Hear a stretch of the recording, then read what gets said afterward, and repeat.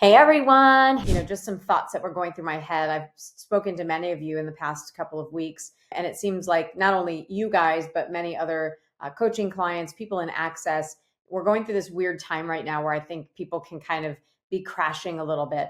And when I was sitting there with my dad and we were talking about life, he was looking at business because he's a serial entrepreneur. My dad's had over 25 businesses in his lifetime, some good, some bad, some successful, some not so successful. And he was just saying, like, honey, happiness comes by choice. Happiness comes by you deciding to be happy. And I know it's so hard to say because it just seems like we can all go through these ups and downs, myself included. How do we stay constant in that trying to be as happy as possible? And I think that to achieve happiness on a daily basis is probably non-existent for anybody.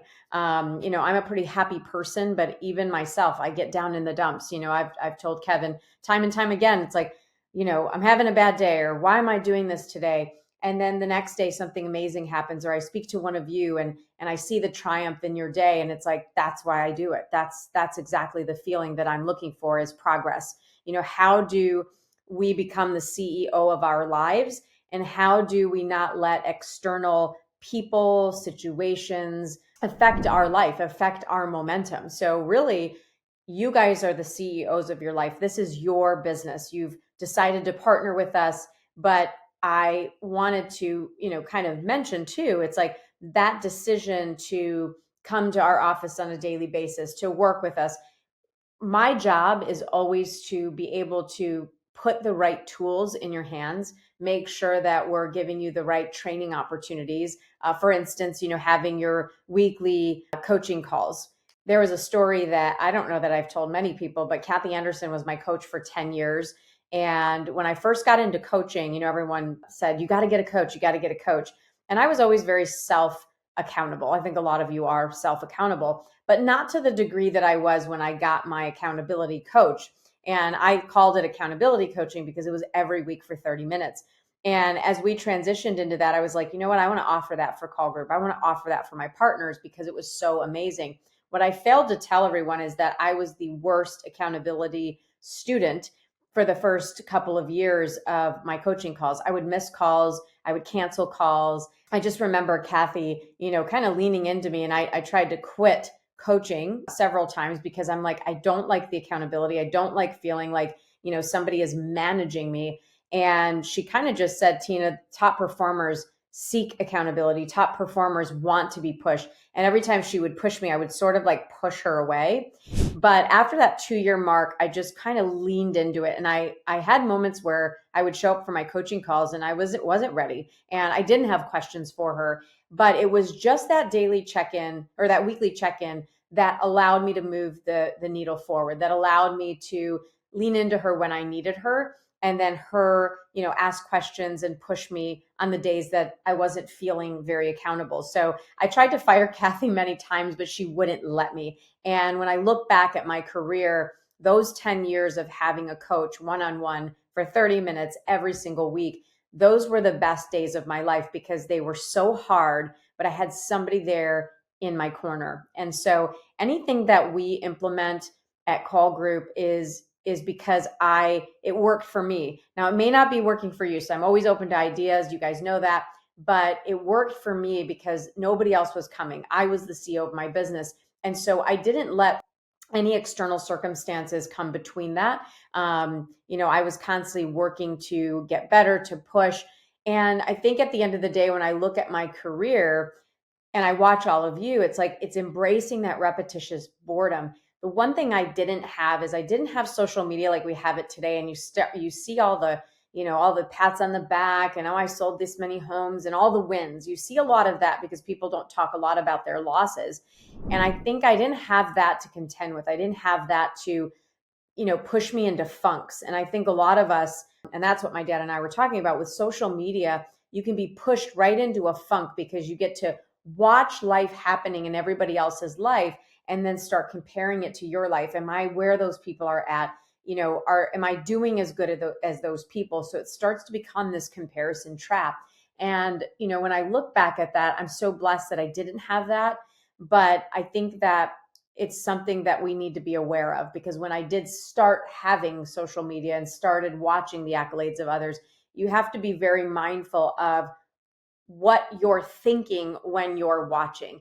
Are you cheering people on? Are you envying them? Are you feeling bad about yourself? What energy are you bringing to the thought? And so on the way back on the plane, I was listening to a podcast, and they were talking about momentum makers, momentum takers, and momentum breakers. And I thought about that for our team, for myself. Am I a momentum maker? Do I want to make momentum happen? And I would say that yes, for the most part, I want to make momentum happen. But there were times where I was just a momentum taker. I was just along for the journey. I think for the first 2 years of my coaching, I was along for the journey. I wasn't really enjoying the coaching. I didn't love it, and I didn't want to be managed or feel managed because I'm kind of a free spirit. But I was sort of that taker, and I'm glad that Kathy kept me there, because I never went into momentum breaker mode, which was complaining, always having issues, hurting morale, because when you think about it, there are momentum breakers. I know so many of them in my life. A lot of them are my family. I hate to say it, but it's like you get around these people and it's always woe is me. It's always somebody else's fault. Oh, I don't like this person, and this person's doing this, and oh, I don't like this about this. And when you watch yourself and you observe, you have to look inward and say, am I a momentum breaker? Am I just a taker right now, or I'm along for the ride, or am I making momentum? And I think it's always pushing ourselves back to making momentum for ourselves, being the CEOs of our own business. How do I continue to make momentum? And how do I continue to embrace the boredom of this job? Yes, we have a lot of highs, but we have a lot of lows, and we have a lot of boring days.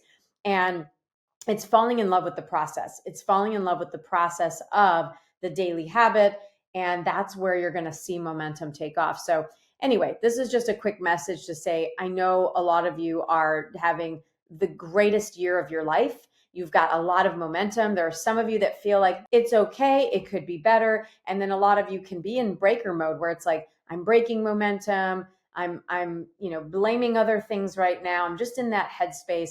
If that's you, take a pause, come and find me. Let's talk about it. Let's talk about it, guys. My door is always open. And I want to make sure you guys know that, we all go through our ups and downs. We all go through it. So whatever you're battling right now, I would encourage you to reach out, because somebody else has had that battle and might be going through it right now. You're not alone. It's a journey of failures. You're going to fail forward every single day. You're going to feel beaten down sometimes, but I promise you that there is success in that, because nobody that's ever had massive success in life hasn't felt like they've taken 2 steps or 3 steps backwards. So when you think about, last thing I'll say is, there's so many things, you got to have this buffalo mindset. Buffaloes are pushing through the storm. They're ready for the storm. They're ready to push through. I think of myself back in 2001 when I first started in real estate, and 9/11 was my first day in real estate. The markets crashed right after that. It was nuts. That was my first storm that I got to feel as a new agent. And then the next one was 2006, when the market starts crashing. And by 2008, it's literally gone. I went from selling $200,000 homes to $60,000 short sales, moved to a new area, get down to $5,000 in my pocket. And that's my net worth with Kevin. I mean, that was our net worth. And we had to fight through that storm. And now we're dealing with interest rates and low inventory. But the reality is, somebody is always going to transact. They did when it was 9%. They did when it was 18%. They're going to do it now. And so all we need to do is just have that mindset of pushing forward, trying to lift ourselves up when we feel down, and embracing the fact that you're down, and that's okay. But how do I get up? How do I continue to get up? How do I choose to be happy? How do I choose to be in the moment? And how do I choose not to compare myself to everybody else's journey? Because that is the kiss of death right now that I think a lot of us are contending with. So anyway, I love you all. I think you're doing amazing.